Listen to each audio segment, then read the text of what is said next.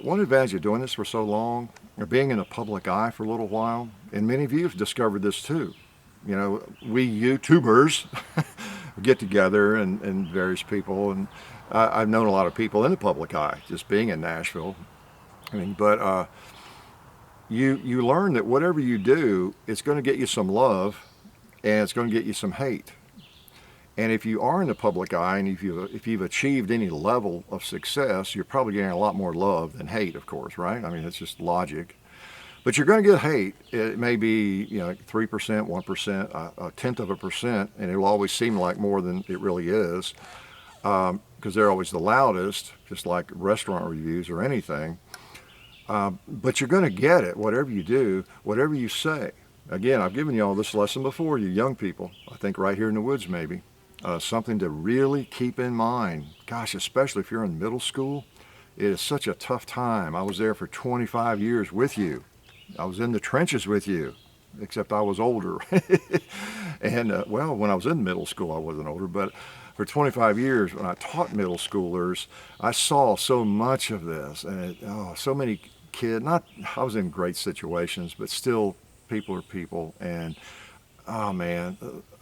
So much old ostracizing classmates or just different things, and kids that just didn't deserve it a bit. Nobody deserves it, So, and no telling what goes on in social media, at those ages now, and the probably horrific bullying and stuff at times and everything. And so again, I don't care whether you're 11 or you're 75 or 95 or what your age is, you got to keep in mind that no matter what you do, you're going to get love and you're going to get hate.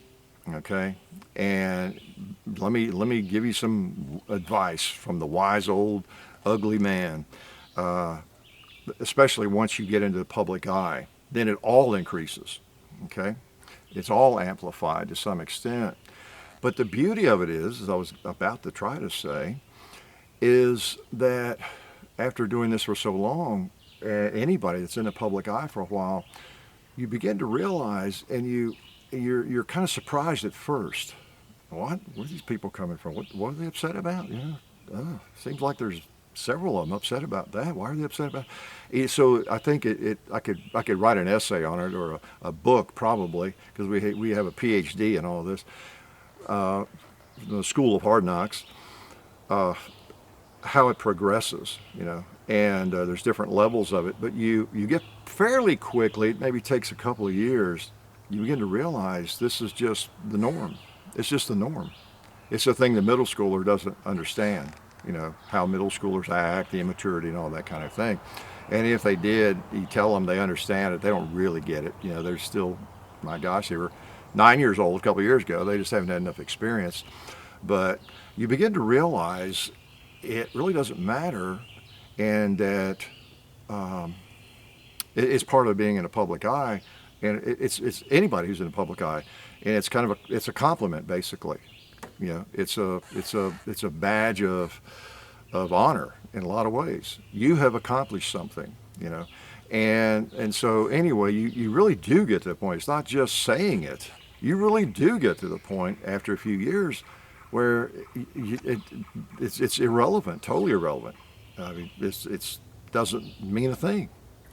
When certain things do mean something, or when sensible people that you know, whether it's online or in your real life or whatever, have suggestions, and there's a common denominator that you're seeing over and over again or something, and okay, that makes sense, that's valid criticism or something. But the general hate that you get is people not happy with themselves, their own lives, their jealousy and all that kind of stuff. Human nature is not a pretty thing in a lot of ways, and so that's just part of it. So it's kind of cool, because you get to a point where you just go on doing what you're doing, and it gives you freedom. It gives you a lot of freedom. Just like with this NRA thing, which I'll shut up about in a second. I just can't resist philosophizing, can I? It gives you the freedom to make choices that you just inside yourself think make sense. And I have the advantage of having John, who's actually wise beyond his years. And we talk about everything. and we keep each other in check. He's a man. I was going to say a boy. He's a man of integrity. I think I am. We talk about things, and we keep each other in check. And it's often that I'll have an idea or he'll have an idea. It goes both ways, and then he'll say, "I don't know, Dad. We should say that or do that, or I'll do the same thing." So, it's a great situation.